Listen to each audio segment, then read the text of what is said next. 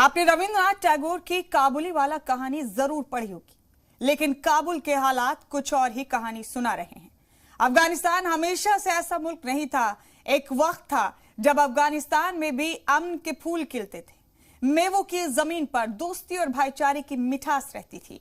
अफगानिस्तान की लड़कियां भी लड़कों के साथ कदम से कदम मिलाकर तरक्की की राह पर चलती थीं। लेकिन अब ये सब तारीख की बातें बनकर रह गई। आज के अफगानिस्तान को देखकर इस पर यकीन नहीं होता। तालिबान की गिरफ्त में फंसे अफगानिस्तान में जमहूरियत और इंसानियत दोनों की कोई जगह नहीं है। वहां सिर्फ बंदूक और हैवानियत का राज चल रहा है।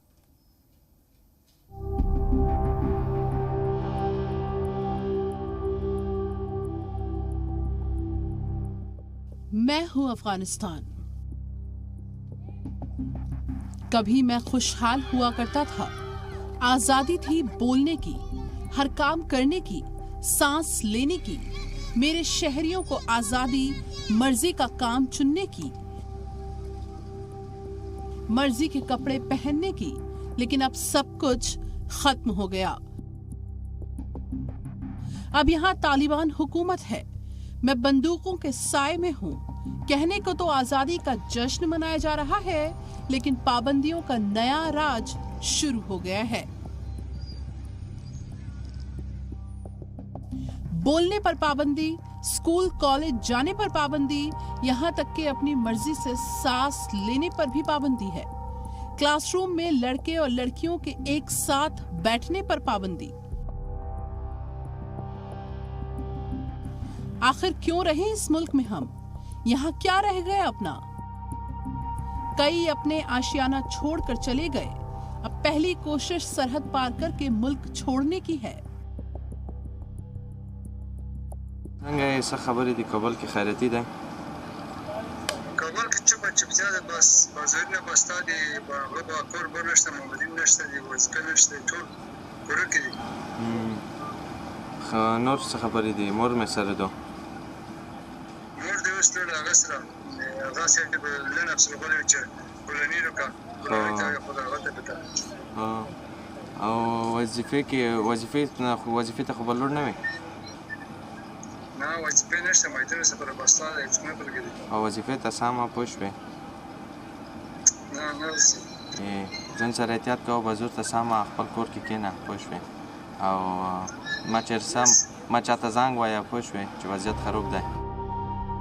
तालिबान की वजह से हम दर दर भटकने को मजबूर हैं। सिर से छत छिन गई है। खाने को तरस रहे हैं। मुस्तकबिल के अंधेरे को दूर करने के लिए हम अफगानिस्तान छोड़कर नकले मकानी को मजबूर हैं। काबुल में खाने की चीजों की किल्लत है। महंगाई आसमान छू रही है। کلش بالا رفته هیچ خریده نمیشه و با مردم کلان جنجال اقتصادی که بانگ‌ها بسته است، سرای بسته است، کس کار نیست، بازار نیست، روزگار نیست، هیچ کس توان خرید هم نداره। मुल्क ने पहले जंग झेली, अब महंगाई के मोर्चे पर बड़ी जंग है। आम लोगों की जरूरत की चीजों के दाम तेजी से बढ़ रहे हैं।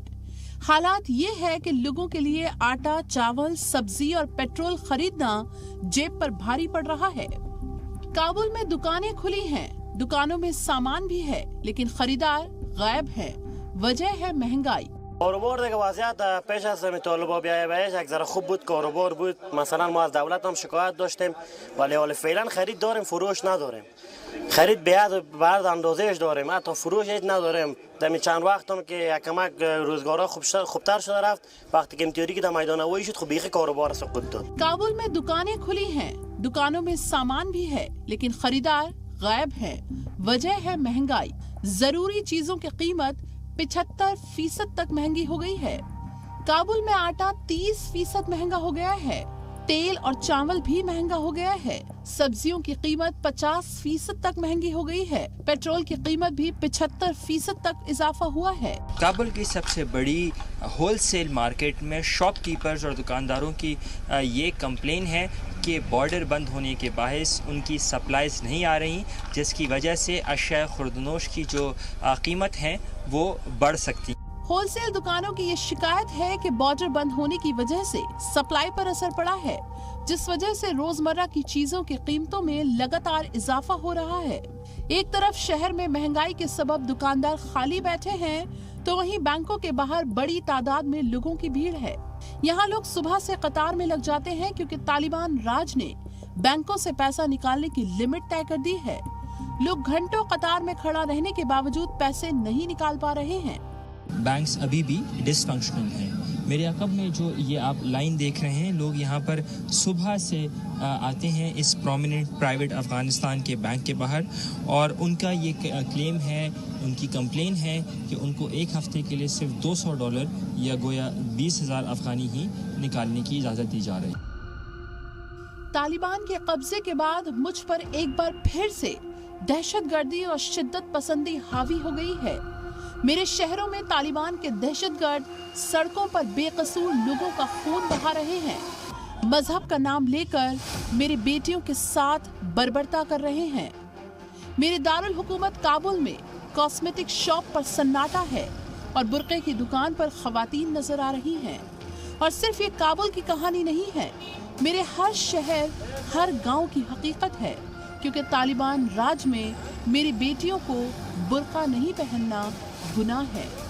मेरे बाजारों में, सड़कों पर अब खवातीन बहुत कम नजर आ रही हैं, और अगर दिख भी रही हैं तो बुर्के में, वो भी अकेले नहीं बल्कि अपने घर के किसी मर्द के साथ। मेरी बेटियां बिलक बिलक कर रो रही हैं। वो रो रही हैं अपनी आजादी छिन जाने पर। वो समझती हैं कि तालिबान की हुकूमत में उन्हें अपनी पसंद के कपड़े पहनने की आजादी नहीं मिलेगी। यानी अब अफगानिस्तान की खवातीन की जान बुर्के में कैद हो गई है। सिर्फ चंद दिनों में मैं एक ऐसे मुल्क में तब्दील हो गया हूँ जहाँ से भागने के लिए लोग जिंदगी दांव पर लगा रहे हैं, उड़ते तैयारे से लटक रहे हैं, और आम इंसान तो क्या, खुद सदर भी मुल्क छोड़ने को मजबूर हो गए। बर्बादी की दहलीज पर खड़ा मैं दुनिया की तरफ बेबसी से देख रहा हूँ। मेरे लोगों की आंखों में खौफनाक मंजर तैर रहे हैं। मेरे पड़ोसी मुल्क पाकिस्तान ने भी मेरे साथ धोखा किया है।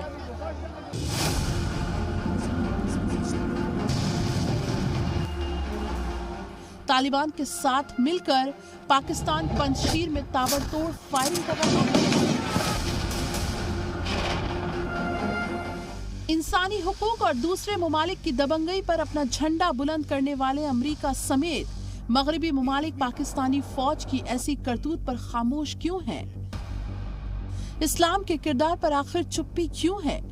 पाकिस्तान आजादी चाहने वाले मेरे दसियों हजार अफगान लोगों पर हजारों बमों की बारिश करते हैं, अपने कमांडो भेजकर ताबड़तोड़ गोलियां चलवा रहे हैं। सिर्फ फ्रंट लाइन पर लड़ने वालों को ही नहीं बल्कि पंजशीर में रहने वाले 1.5 लाख लोगों को भी निशाना बना रहे हैं। मेरे लाखों की जान खतरे में है, उनकी जिंदगी मौत में तब्दील होने वाली है, उनकी जमीन छिन जाने वाली है, उनकी आजादी खोने वाली है, और ये सब हो रहा है अमेरिका समेत पूरी दुनिया खामोश है।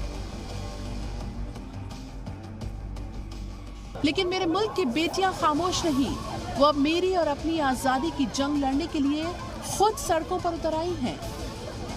मुखालिफत में उठने वाली ये तमाम बुलंद आवाजें गवाह बनेंगी मेरी आजादी की। काबुल में खवातीन अपने हुकूक के मुतालबात के साथ सड़कों पर उतर आई हैं।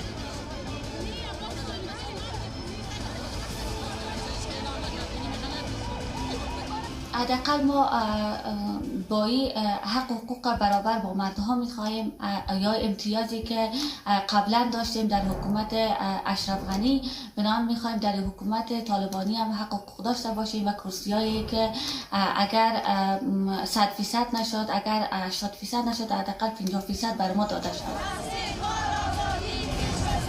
लेकिन इस मुखालिफत को भी तालिबान बर्दाश्त नहीं कर पाया।